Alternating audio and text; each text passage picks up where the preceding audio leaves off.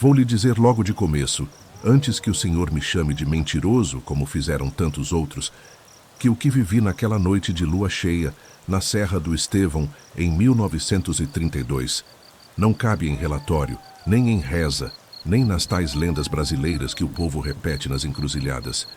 O que me aconteceu não é lenda urbana, não é história para assustar menino. É terror real, seco, marcado na pele como fogo torto. Eu fui o infeliz que ficou frente a frente com um lobisomem cangaceiro. Não caçador contra a fera, não. Homem contra o que sobrou de um homem, depois que a maldição torceu a carne dele. E lhe juro, se eu soubesse a metade do mistério que rondava aquele chão, eu tinha fugido antes da poeira levantar. Olhe meu braço aqui. Essa cicatriz funda que parece queimadura de brasa. Foi onde enterrei a faca em mim mesmo para não soltar o bicho quando ele tentou me arrastar para a escuridão. O cheiro de carne queimando, de transformação estalando os ossos, volta até hoje quando o vento sopra quente demais. Lembro como se fosse agora. O sol morrendo atrás da serra, a terra levantando poeira vermelha feito brasa viva, e no meio dela, a silhueta da criatura, grande demais para ser homem, torta demais para ser besta. Andava devagar, escolhendo a vítima, como se carregasse uma decisão antiga dentro da pele. Não era onça, não era cangaceiro. Era a maldição caminhando em pé, procurando descanso. Os soldados atrás de mim tremiam sem vergonha. Menino que no quartel fingia valentia, ali virava só medo puro. E posso dizer, nem seca, nem fome, nem política braba daquele tempo chegavam perto do que eu vi naquela neblina quente. Todo mundo pensa que meu maior erro foi enfrentar a fera corpo a corpo, mas não. O erro veio antes. Veio quando confiei mais na lei do quartel do que na lei do chão rachado. Quando ignorei os sinais, o cochicho das velhas, os rastros tortos, os avisos de quem entende o sertão melhor do que padre entende missa. Eu devia ter percebido. Antes da besta, havia o homem. E o sertão cobra caro de quem confunde uma coisa com a outra. Se o senhor quiser ouvir o resto, a história de terror de lobisomem como nunca contaram, com sangue quente, honra torta e transformação estourando os ossos, sente-se. A noite é longa. E a verdade, pior ainda. Meu nome, o de batismo e de guerra, é Antônio Veredas de Souza. Mas ninguém nunca me chamou assim. No sertão, nome comprido é só para papel de cartório. Para o povo, eu era Tonho da Vereda. E para os soldados, quando queriam fingir respeito, capitão. Em 1932, eu tinha 42 anos bem vividos, cada um marcado na pele como se o sol tivesse o costume de me riscar com faca quente. Já tinha visto combate contra cangaceiro. Já tinha visto homem matar irmão por causa d'água. Já tinha enterrado mais soldado jovem do que padre tinha enterrado cristão naquelas bandas. Mas nenhum desses horrores me preparou para o que encontrei na Serra do Estevão. O sertão naquele ano era só silêncio rachado. A seca de 32 veio sem piedade. Açude virando chão branco, bode comendo pedra, mãe enterrando menino magro demais para viver.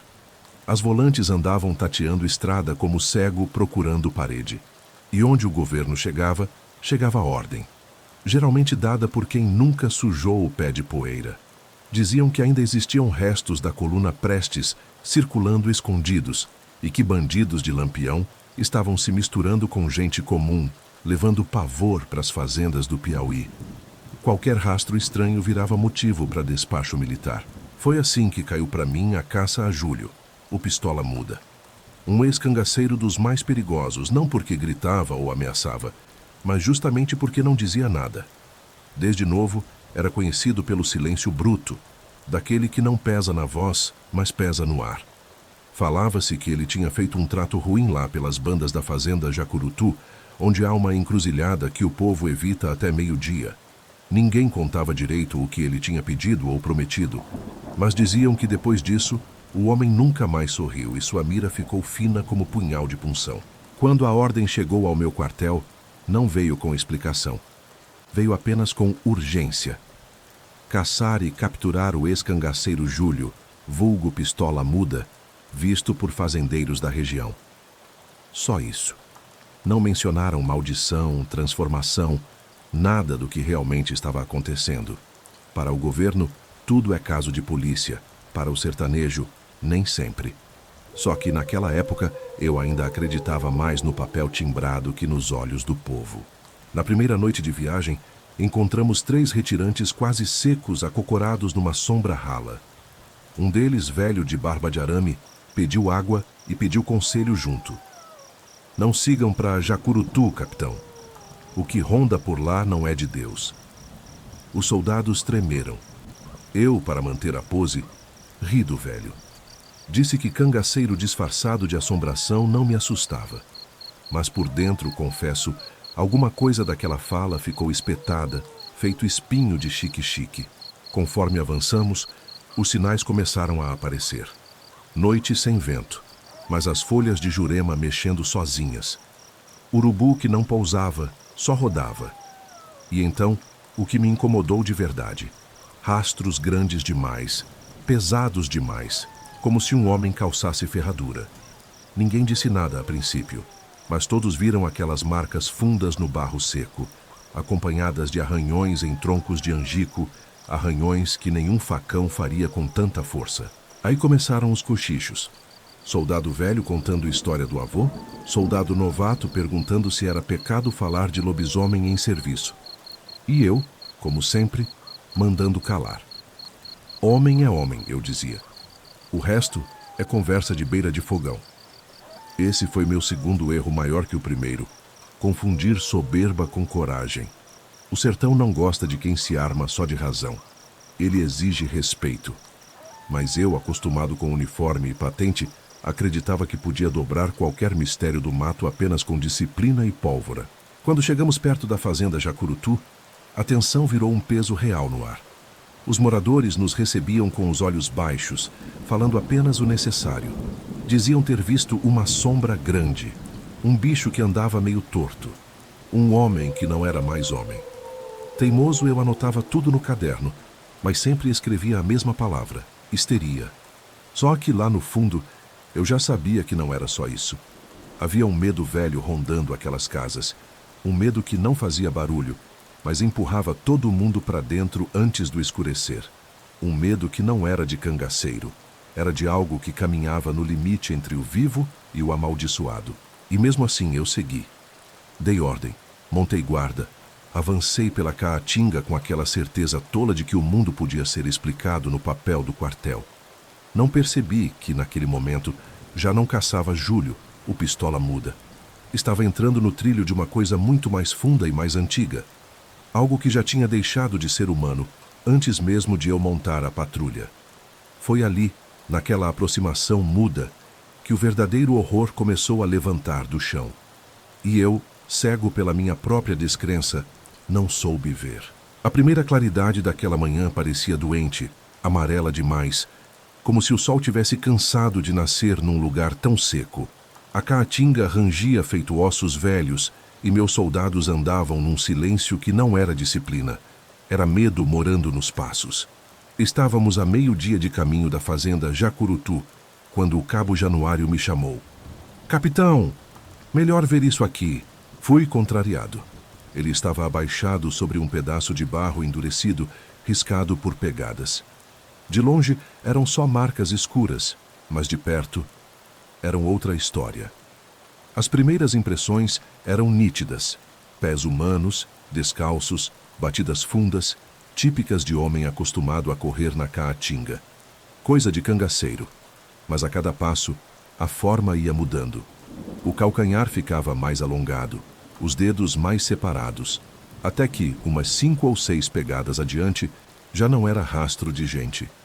Era algo maior, pesado, torto, como se o dono daquilo tivesse crescido durante o percurso, abrindo o barro com força animal.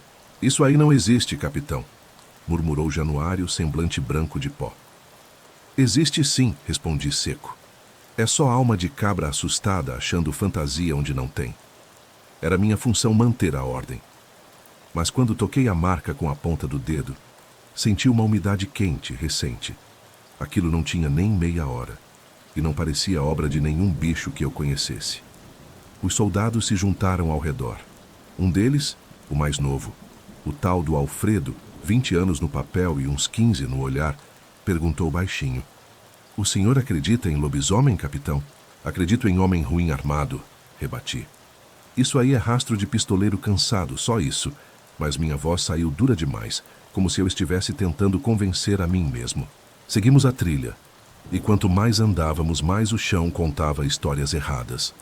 Os rastros mesclavam-se entre passos humanos e marcas de garras discretas, arranhões que cortavam pedras baixas, como se algo tivesse arrastado as unhas com força desmedida. Em certo ponto, encontramos pelos escuros presos numa lasca de quixabeira. Eram grossos, de tom quase prateado. Não eram de bode, nem de cachorro. E não tinham o cheiro comum da brenha. Tinham um fedor azedo, quente, que parecia vir de dentro de coisa podre. O soldado Isaías, cabra experiente, aproximou o nariz e se afastou na mesma hora. Isso aí é cheiro de bicho que não devia andar em pé, capitão. Cheiro é só cheiro, retruquei, irritado. O senhor quer que eu escreva no meu relatório que estamos perseguindo assombração? Mas dentro da minha barriga, lá no fundo, uma sensação ruim começava a torcer meu estômago. Eu conhecia rastros, era minha vida segui-los. E aquilo ali era o primeiro caminho que eu seguia, sem conseguir imaginar o corpo que o fizera. Amanhã virou tarde, e a trilha se afunilou para dentro de uma vereda estreita, onde a caatinga fechava o céu. Foi ali que o primeiro microconflito estourou. O soldado Alfredo sumiu. Descobrimos apenas quando parei o grupo para beber água. Cadê o menino? Perguntei. Ninguém sabia. Voltamos alguns metros e o achamos tremendo atrás de uma moita de xique-xique, olhos arregalados como se tivesse visto o próprio cão. Eu vi, capitão. Eu vi. O quê, homem? Um homem, andando de quatro, e a coluna dele. Deus me livre. Os outros soldados começaram a se benzer. Eu puxei Alfredo pelo colarinho. O senhor dormiu em pé e sonhou besteira. Próxima vez que fugir, deixo como deserção. Mas o tremor dele não era de preguiça nem de mentira. Era de algo mais fundo, daquele medo que paralisa o osso. Isaías me olhou de lado, com aquela cara de cabra que já viu o suficiente para saber quando o mundo deu errado. Capitão, talvez seja melhor voltar. A missão continua, respondi. Ninguém vira as costas para a ordem. Continuamos. Mas ali eu percebi a primeira rachadura dentro de mim. Quando um comandante mente para manter controle, é porque já perdeu metade dele. E eu menti. Não só para os soldados, menti para mim mesmo. No fim daquela tarde, encontramos mais rastros, agora misturados com marcas de sangue seco. Não era sangue de gente. Era escuro e grosso, como se tivesse saído quente demais, pesado demais. O pique seguia para o norte, em direção às pedras da Serra do Estevão. Exatamente onde os retirantes diziam que o Pistola Muda tinha sido visto pela última vez. A noite chegou depressa, como sempre chega no sertão, sem aviso, sem piedade. O vento ficou parado, preso na garganta do mato. A lua nem tinha nascido quando ouvimos um som baixo, abafado, distante. Não era uivo, nem choro, nem grito. Era uma mistura dos três. Um lamento de algo que sofria enquanto crescia, um som que deixava a espinha gelada. Os soldados se entreolharam. Alguns já apertavam terços escondidos no bolso. Isaías chegou mais perto de mim. Capitão, isso não é barulho de homem. Nem de bicho, respondi antes de conseguir pensar. Mas não adiantava recuar naquele ponto. Eu já estava comprometido com minha própria teimosia. Fiz anotações rápidas no caderno, mas escrevi mentira atrás de mentira. Possíveis sinais de cangaceiro. Grupo assustado por vultos. Nada daquilo cabia no papel. A verdade era larga demais, funda demais, e eu, no fundo, já sabia. Aquele rastro não era de gente. Mesmo assim, avancei. E ao avançar, abri a porta para o inferno que vinha depois. O sertão tem dessas, ele avisa antes. E se você não escuta, ele cobra. Eu não escutei e já estava devendo. Chegamos na fazenda Jacurutu, já com o sol se desfazendo atrás das serras, deixando o mundo num amarelo de febre. O lugar tinha silêncio demais. Nem galinha, nem cachorro, nem gemido de bode. Só o vento passando torto entre as ripas da casa principal, fazendo um som de porta arranhada, como se alguém quisesse entrar devagar sem ser visto. Os soldados apertaram as armas contra o peito. Eu fiz o mesmo, mas disfarçando. O terreiro estava vazio. Mas não era vazio natural, era vazio de medo. Senti isso na hora. A gente aprende a reconhecer esses buracos de silêncio no sertão. Pedaços de chão onde o povo já desistiu de lutar. Demos a volta pela lateral da casa e foi ali perto do curral que a brutalidade nos encontrou. A vaca estava aberta no meio. Não caída, aberta. Como se mãos enormes tivessem rasgado o couro num gesto só, de cima a baixo. O corpo não tinha sido arrastado. Não havia sinal de luta, nem de corrida. Era como se a vaca tivesse simplesmente parado e sido aberta viva. A costela exposta brilhava fresca na luz fraca, e o cheiro quente de sangue chamava moscas que pareciam tontas de horror.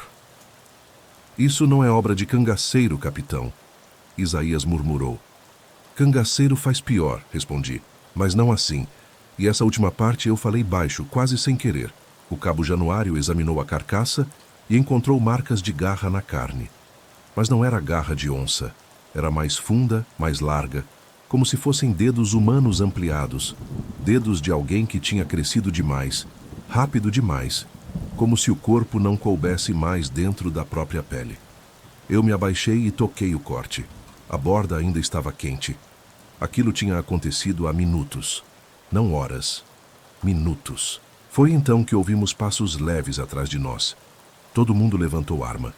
Um menino saiu da sombra da porteira, magro, feito vara, com o rosto sujo de poeira antiga. Tinha uns 9 anos no máximo, mas carregava nos olhos aquele medo velho que só adulto conhece. O que aconteceu aqui, menino? Perguntei. Ele engoliu seco. O ex-cangaceiro estava aqui, moço. O pistola muda, mas ele não estava igual. Igual como? O menino apontou para o curral, tremendo. Ele estava crescendo, no escuro. A espinha dele parecia que ia quebrar. A boca estava... E ele parou, como se a própria lembrança doesse. A boca estava abrindo para trás. Os soldados recuaram um passo. Eu permaneci firme, mas senti o chão amolecer dentro de mim. Aquele relato de criança não era delírio, era descrição. Era verdade demais. A fazendeira saiu, arrastando o vestido de algodão com o olhar de quem já tinha chorado tudo o que podia chorar. Capitão, não durmam aqui. A noite pega quem fica. Levem o menino se puderem. Os outros foram embora. Que outros? Ela hesitou. Os homens que o pistola muda matou antes de virar. Aquilo. Tentei apertar mais informações, mas ela travou. E eu sabia. O medo dela não era do bicho. Era da memória do homem. O homem que tinha sido pistola muda antes da maldição. O céu escureceu rápido. E eu estava decidindo montar acampamento quando o sargento Raimundinho veio até mim, voz tensa. Com todo respeito, capitão, eu não fico um segundo aqui depois do escurecer. Isso é coisa do demo. E eu não morro por teimosia de oficial nenhum. O senhor está sob ordem direta, respondi. Então me prenda, mas eu não fico. Antes que eu pudesse responder, algo se moveu na mata baixa. Não era grande, não era pequeno, era rápido demais. Um tronco de umburana estalou como se tivesse levado tapa de mão enorme. O som correu pela noite. Os soldados levantaram espingardas. O sargento arregalou os olhos. E então, o primeiro uivo. Não era o som de lobo das histórias de avó. Era mais profundo, mais rasgado, vindo de dentro de pulmão humano que já não era humano. Um uivo de coisa que sofre ao existir. Coisa que não sabe mais onde a dor termina e onde o corpo começa. Um lamento que fez o chão inteiro parecer respirar. Alfredo caiu de joelhos. Maria Santíssima! Tá perto? Eu segurei as rédeas da tropa com a força que ainda tinha. Ninguém se mexe, ninguém dispara sem ordem. Mas minha voz tremia levemente. Eu senti. Os soldados sentiram. Até a noite sentiu. O uivo cessou, mas o silêncio que ficou foi pior. Silêncio de bicho pensando. De bicho escolhendo. Não era fera bruta. Era inteligência deformada. Era algo que tinha sido homem. E por isso sabia onde doía matar. Eu percebi ali, diante daquela vaca aberta, daquela criança assustada e daquele vento sem rumo, que minha certeza militar tinha apodrecido. Mas não admiti. Teimosia é faca de 2 gumes. Corta o inimigo, mas corta o dono também. A fazendeira segurou meu braço antes de eu ordenar a retirada. Capitão, o senhor está caçando um homem que já não cabe no nome. O que a senhora quer dizer? Ela respirou fundo. A maldição pegou ele de jeito. E quem segue rastro de maldito vira parte da praga. Eu puxei meu braço, irritado. A senhora acredita em superstição demais. E o senhor acredita de menos. Saímos dali antes da lua subir inteira. Mas não há tempo de escapar do presságio. A noite acompanhava a patrulha como se tivesse olhos. E cada soldado sabia que não estávamos sendo seguidos por um cangaceiro fugido. E sim, por uma coisa que tinha conhecido a forma de homem e agora buscava outra. A partir daquela noite, a missão deixou de ser busca. Virou cerco. Só que o cerco não era nosso. Era dele. Do lobisomem que já respirava atrás das árvores, aprendendo nosso cheiro, testando nossa coragem. E eu mesmo, sem admitir, já sentia a sombra da maldição coçando dentro de mim. Porque o sertão tem leis próprias. Quando um homem persegue aquilo que não entende, é ele quem acaba sendo perseguido. A noite seguinte caiu sem aviso, como se alguém tivesse apagado o céu de uma vez. Estávamos acampados a uns 40 minutos da fazenda Jacurutu, numa clareira estreita entre pedras, onde o vento mal conseguia entrar. A fogueira queimava abaixo, não porque faltava lenha, mas porque nenhum soldado queria chamar a atenção daquilo que rondava. Mesmo assim, o cheiro de fumaça parecia pequeno demais diante do fedor que a noite carregava. Um misto de suor velho, sangue azedo e alguma coisa que lembrava carne fervida. Isaías foi o primeiro a notar. Capitão, tem algo movendo ali no escuro. Eu segui o olhar dele e só vi sombra. Mas não era sombra parada. Tinha ritmo, tinha respiração. O cabo Januário sugeriu darmos meia volta e retornar ao quartel. Alfredo, o novato, chorava sem emitir som. Mesmo Raimundinho, teimoso e bravo, não escondia que suas mãos tremiam no cabo da espingarda. E ali naquele instante baixo, eu deveria ter ouvido todos eles. Mas meu orgulho de oficial era maior que meu juízo de sertanejo. Ninguém recua sem confirmar quem é o homem. Disse isso como se ainda estivéssemos perseguindo apenas um cangaceiro, e não uma coisa que já tinha deixado o nome para trás. Foi então que escutamos os estalos. Primeiro um, depois vários, como se galhos estivessem sendo esmagados pelo peso de corpo grande. Mas não era só isso. O som tinha outra textura.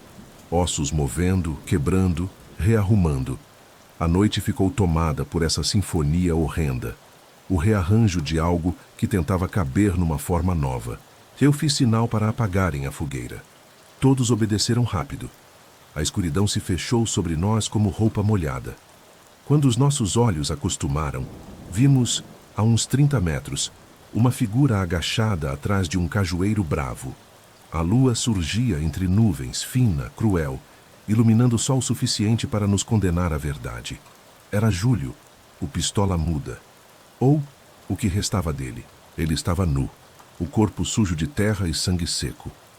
Ofegava como quem tinha corrido, mas o corpo não obedecia mais às regras humanas. A coluna dele se projetava para cima, formando um arco impossível. As omoplatas estavam deslocadas, como se quisessem sair pelas costas. A pele do peito parecia fina demais para segurar o que crescia por baixo. Isaías sussurrou: "Meu Deus, está acontecendo agora." E estava mesmo. Diante de nós, na penumbra, o homem começou a estalar. Não era só osso quebrando, era osso crescendo. As vértebras subiam, expandiam, furavam a pele com pontos vermelhos que logo se rasgavam de vez. O pescoço engrossou de repente, a mandíbula tremia, como se fosse se soltar. E então soltou. Abriu-se para os lados, rompendo carne e couro, revelando dentes que não eram mais dentes de gente. Os soldados choravam sem perceber. Alfredo caiu sentado no chão, em choque. Januário rezava alto, o que só deixava o medo mais vivo. Eu, mesmo duro, sentia meu corpo inteiro querer correr. Mas não corri. Eu precisava ver, precisava entender o que estávamos enfrentando antes de ordenar qualquer ação.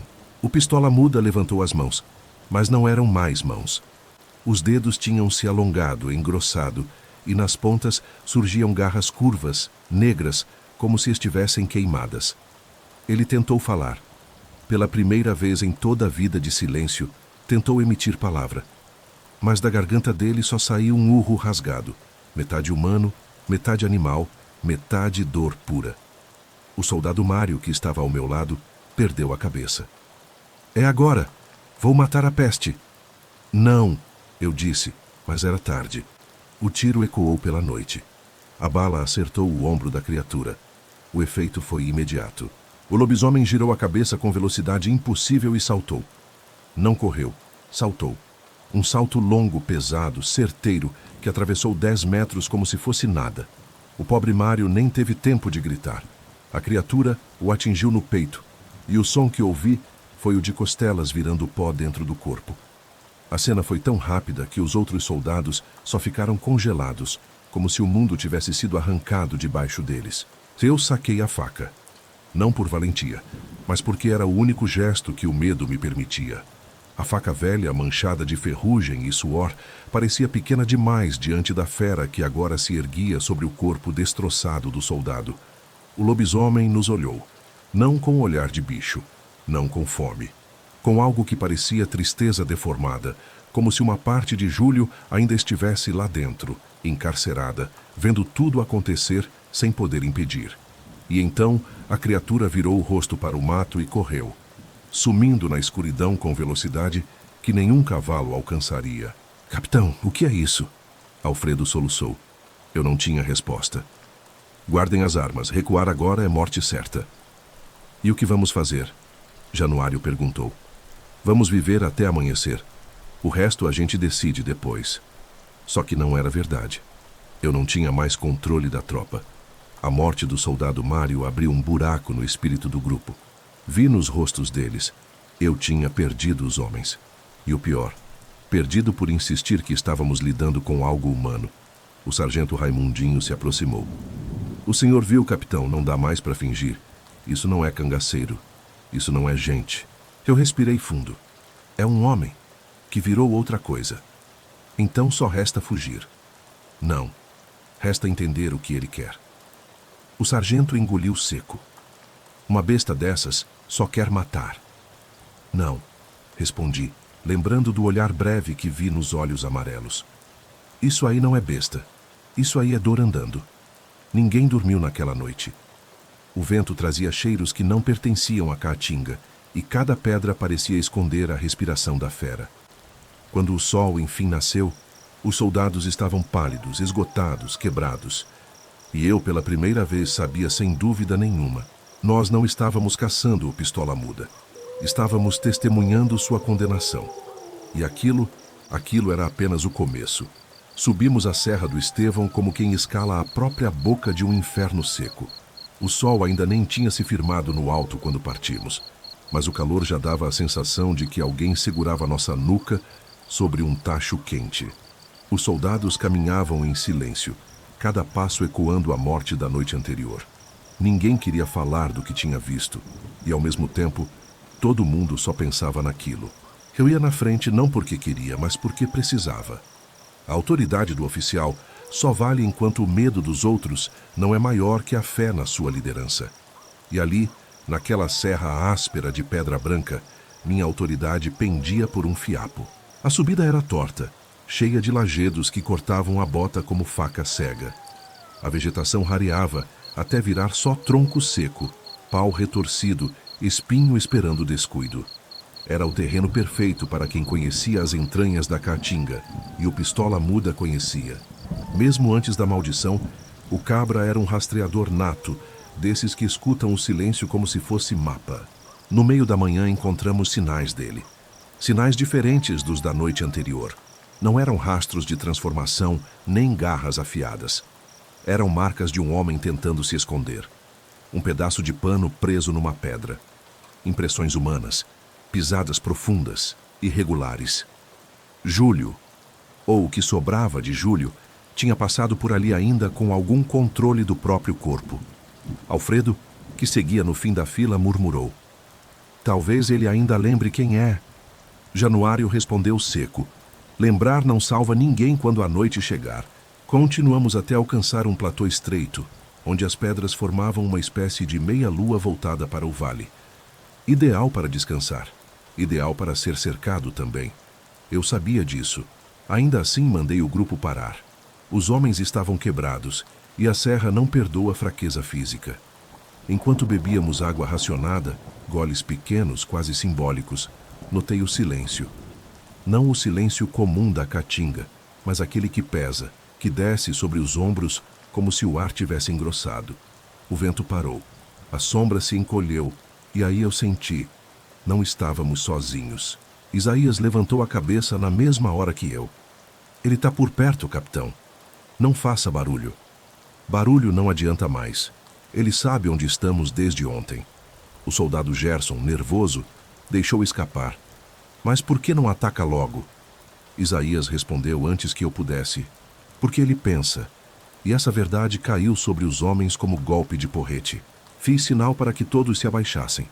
Ficamos em silêncio absoluto por longos minutos. Só a respiração pesada dos soldados preenchia o ar. Até que ouvimos, suave, quase educado, um arrastar de garra sobre pedra. Não era corrida, não era emboscada. Era rondar, estudar, escolher. O sargento Raimundinho se aproximou de mim, voz baixa. Capitão, essa coisa está brincando com a gente. Não fale como se fosse bicho irracional, respondi. Ele ainda tem resto de homem. Raimundinho apertou os dentes. Resto não segura garras, capitão. Foi então que o primeiro ataque veio. Não contra todos, mas contra um homem só. Gerson, o mais nervoso, levantou demais a cabeça para tentar ver de onde vinha o ruído. Em menos de um segundo, uma sombra enorme passou entre as pedras e arrancou o soldado dali como quem puxa a carne do anzol. O grito dele ecoou por um instante, breve demais, assustado demais, e depois cessou. Silêncio total. Os soldados se encolheram. Isaías fechou os olhos como quem reza por misericórdia. Alfredo começou a soluçar baixinho. Eu apertei a faca no coldre, sabendo que arma de fogo não resolveria nada no terreno estreito. Ele está testando a gente, falei. Testando o quê? Alfredo perguntou entre lágrimas. Nossa coragem. Ou nossa fraqueza. Para quê? Para decidir a forma de matar. E essa foi a primeira vez que falei algo que realmente quebrou a tropa. Januário perdeu o controle. Isso é culpa sua, capitãos, ele gritou, esquecendo hierarquia. A gente tinha que ter voltado quando viu a transformação. O senhor obrigou todo mundo a seguir. Baixe a voz, cabo. Não abaixo nada. O senhor nos enfiou na boca dessa praga. Raimundinho interveio. Januário, se acalme. Acalmar? Ele sacou a arma. A praga não é só o lobisomem, não. É quem manda a gente atrás dele. Nesse instante, o bicho voltou a rondar mais perto. Um segundo arranhar de pedra soou logo atrás de Januário. Eu soube na mesma hora que, se ele não calasse, morreria ali mesmo. Januário, falei baixo, firme. Abaixa a arma, agora. Não vou morrer por causa de ordem sua. Não vai morrer por causa de ordem minha. Vai morrer porque está fazendo barulho demais. Mas ele não ouviu. Ou ouviu tarde demais. Um vulto desceu da pedra de cima, silencioso, preciso, cirúrgico, e cortou a garganta de Januário sem estardalhaço. O cabo nem gritou. Caiu sentado, com o sangue escorrendo quente pelo peito, o olhar perdido, como se tivesse entendido tudo tarde. A fera não ficou. Sumiu tão rápido quanto veio. Só deixou o recado. Entendia cada palavra, cada gesto, cada fraqueza. Os soldados estavam se desfazendo. Isaías segurou meus ombros com força desesperada. Capitão, ele não está caçando. Ele está nos julgando. E aquilo me acertou como pedrada no meio do peito. Porque era verdade. O pistola muda, o que restava dele, não atacava para se alimentar ou se defender. Atacava com escolha, com intenção, com lógica. Ele nos rondava como quem reconhece no outro a culpa antiga. E eu comecei a sentir o peso do erro inicial, a soberba, a recusa em ouvir os sinais. Eu tinha perseguido um homem que estava perdendo a própria pele, e agora essa mesma pele, a pele da maldição, nos cobrava a dívida. Quando o sol começou a descer atrás das pedras, a verdade ficou clara. Aquela serra não era abrigo, era armadilha. E já estávamos dentro dela. E o pior, A noite estava chegando de novo, e a noite era dele. A noite caiu como pedra. Não houve transição, nem aviso, nem aquele resquício de claridade que costuma dar coragem ao homem. Um minuto estávamos envoltos por um cinza moribundo. No seguinte, o breu tomou conta da serra com força de maré, apagando contorno, esperança e juízo. O vento sumiu. O cheiro dele, do lobisomem, se adensou no ar. Um fedor quente, metálico, misturado com algo que lembrava couro queimado e sangue velho. Éramos só 3 sobreviventes naquele platô miserável. Eu, Isaías e Alfredo. O sargento Raimundinho, ferido de leve, tentava manter a calma, mas o olhar dele vagava pela escuridão como se esperasse a morte puxar-lhe o pé. Os outros 2 soldados estavam mortos ou desaparecidos, e no sertão não há diferença entre uma coisa e outra. Eu sabia que se ficássemos ali, seríamos abatidos um a um, como tinha acontecido com Januário e Gerson. O bicho estava nos estudando, moldando a caçada com inteligência rara, herdada do homem que ele tinha sido. A hesitação me corroía, mas a guerra ensina. Quando o inimigo pensa, você tem que pensar mais rápido. Levantem, ordenei. Capitão. Alfredo chorava sem voz. A gente não tem para onde ir. Tem sim, pro chão, pro barro. Isaías entendeu antes dos outros. O senhor quer descer a encosta. Quero viver, Isaías. E aqui a gente só tá morrendo devagar. O plano era simples e suicida. Descer por uma das laterais da serra, onde a luz da lua, se aparecesse, poderia nos ajudar. Além disso, o terreno era mais aberto, sem tanto lugar para a fera emboscar. Mas antes mesmo de darmos o primeiro passo, o ataque começou. Um estalo forte ecoou atrás de nós. Não era pedra quebrando, era garra rasgando rocha. O som percorreu o ar feito aviso. Ninguém respirou. A escuridão diante do nosso acampamento se movimentou, lenta, calculada. 2 olhos amarelos apareceram primeiro, brilhando em contraste com a noite espessa. Depois um formato de lombo, alto, arqueado, pulsando como se ainda estivesse mudando.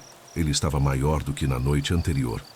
A transformação parecia não ter fim, como se cada ataque completasse mais um estágio da maldição. A pele dele, ou o que restava dela, parecia de couro esticado demais, rasgado em algumas partes, costurado pela própria carne nova que surgia. O cheiro quente me acertou o rosto, e quase aí eu cuspi de nojo. Fiquem atrás de mim, ordenei. Isaías, ao me ver sacando a faca, tentou intervir. Capitão, a arma branca não segura isso aí. Não segura não, respondi. Mas distrai. E distração é tudo que a gente tem. O lobisomem desceu a pedra num salto pesado, abrindo barro com as garras. Alfredo gritou e correu para trás. Raimundinho puxou a espingarda, mas eu interrompi. Não atire. Ele quer que a gente entregue posição e medo. O bicho avançou 2 passos, e foi então que eu fiz a escolha que me perseguiria até os últimos dias da minha vida. Avancei contra ele. Corri como louco, como quem não tem mais para onde empurrar o medo. A faca presa no punho, a outra mão aberta para segurar o que fosse possível. Minha bota afundou no barro quente da noite. Senti o cheiro da fera, senti o bafo quente, senti o mundo ruir num silêncio estranho antes da pancada. Ele veio para cima com força animal, mas não totalmente animal. O movimento era rápido e calculado, como de um antigo cangaceiro que aprendeu a medir distância antes de atacar. Ele tentou me pegar pelo pescoço, mas eu mergulhei por baixo do golpe, entrando no alcance dele. A luta começou ali. Senti as garras dele rasparem minha costela, abrindo 3 cortes fundos. A dor veio quente, mas ainda não era dor de morrer. Era dor de lembrar que estava vivo. Acertei a faca no flanco dele, numa pancada seca. A lâmina entrou, mas não afundou o suficiente. A pele era dura como couro ensopado. Ele gritou, um som que era metade raiva, metade desespero humano. A fera me agarrou pelo braço e me levantou como se eu fosse menino. O peso dele esmagava meu peito. Os dentes passaram perto do meu rosto e o bafo quente me queimou a pele. A única coisa que consegui fazer foi enfiar o braço inteiro dentro do focinho dele. O braço, não a faca, para impedir que ele fechasse a mandíbula no meu pescoço. A dor foi imediata. Os dentes rasgaram minha carne até o osso. Senti a pele abrir, senti sangue escorrer quente no antebraço, senti meus dedos formigarem. Mas não tirei o braço. Se tirasse, a cabeça dele fecharia em mim como porta de ferro. A luta virou só instinto. E eu sabia. Se soltar, morro. Segurei a mandíbula dele com força, travando o maxilar. Usei o corpo dele como apoio, e com a mão livre, procurei a faca. Ele me arrastou no chão, batendo minha cabeça em pedra, tentando me romper no peso. Cada puxão dele parecia querer arrancar meu braço. O barro quente da serra virou pasta de sangue. "Capitão!" Ouvi Isaías gritar distante. Não respondi. Minha boca só tinha fôlego para respirar. Numa fração de segundo, o lobisomem tentou girar a cabeça para me arrancar o braço inteiro. Aproveitei o movimento. Puxei a faca que ainda estava presa ao flanco dele e, com um golpe curto, certeiro, enfiei a lâmina na base da costela, buscando o coração. Ele urrou. Um urro de agonia profunda, humana. O corpo dele estremeceu. As garras soltaram meu tronco. Ele cambaleou para trás. Caiu de lado. Tentou levantar, mas em vez de atacar, tentou fugir, como se alguma memória de homem o obrigasse a buscar sombra. O sangue dele, escuro e espesso, pingava no chão como óleo quente. E aí aconteceu algo que eu nunca contei nos relatórios. Quando ele me olhou, naquele instante antes de tentar fugir, eu reconheci o olhar de Júlio. Não o pistola muda silencioso, mas o homem. O homem que sofria preso dentro de carne que não obedecia mais. Ele não tentou me matar. Ele tentou se afastar. E isso doeu mais que qualquer garra. A fera tropeçou nas próprias pernas, caiu sobre uma pedra e rolou pela encosta, desaparecendo na escuridão abaixo. Só ficou o rastro de sangue grosso e o eco da respiração dele se apagando. Eu fiquei de joelhos no barro quente, segurando o braço mordido, o corpo tremendo, a faca ainda suja do sangue da criatura. Isaías correu até mim, ajudando a me levantar. "O senhor matou ele, capitão?" Eu olhei para a escuridão onde a fera tinha sumido. "Não sei." E era verdade. Eu não sabia se o tinha matado, ou se só o tinha libertado por um instante. A noite permanecia imóvel. Nenhum grilo, nenhum vento, nenhum sinal do bicho. Só silêncio. Silêncio de fim. Ou silêncio de intervalo antes do último suspiro. Mas uma coisa eu sabia. Aquele combate não tinha sido entre homem e monstro. Tinha sido entre um homem que não queria virar monstro e outro que começava a entender que talvez já estivesse virando também. Descemos a serra ao amanhecer, cansados como se tivéssemos envelhecido 20 anos em poucas horas. A luz do sol bateu na minha pele e quase ardeu.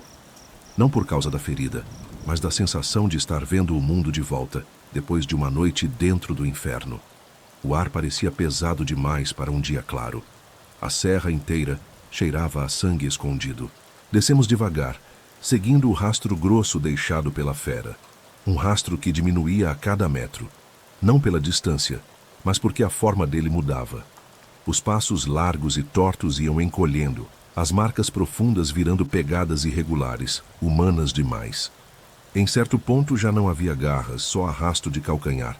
A maldição estava recuando, ou voltando ao corpo que era seu. Encontramos o pistola muda numa baixada de pedra lisa, onde a sombra ainda segurava um resto de frio.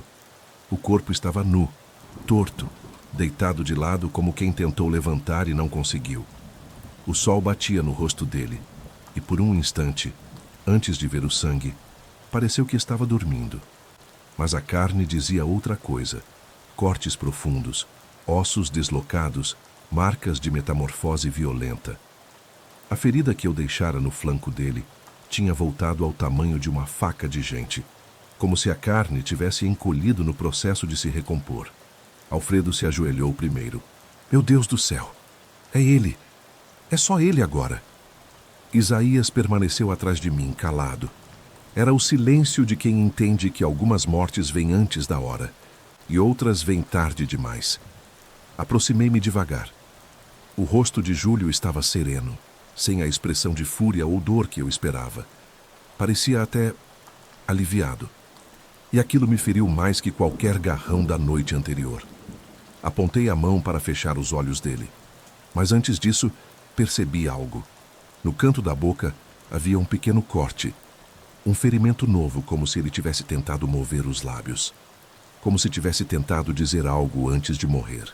O pistola muda, o homem que nunca falou uma única palavra na vida, talvez tivesse encontrado voz no limiar da morte. Ou talvez a maldição tivesse deixado, nos últimos instantes, um espaço para o homem respirar de novo. Eu retirei o meu gibão, ainda sujo de poeira e sangue, e cobri o corpo dele. Era gesto pequeno, mas no sertão é o que separa o homem da fera.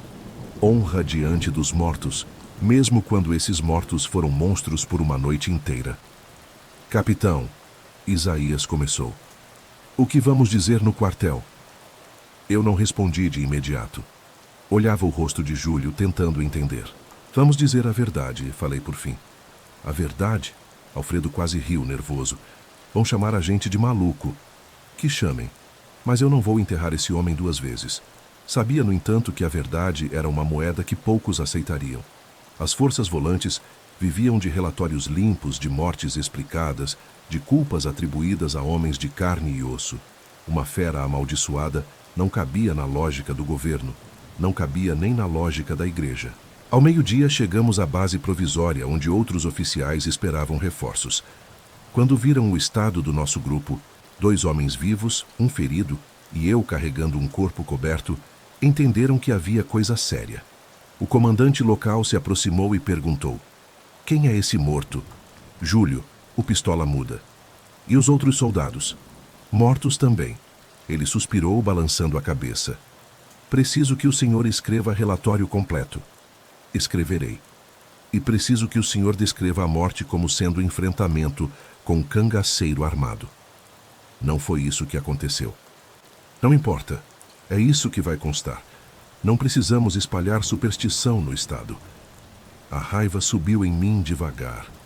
A dor no braço latejou. O senhor não sabe o que a gente enfrentou. Não preciso saber. Preciso registrar. Isaías deu um passo à frente, mas eu o segurei com o olhar. Não valia a pena.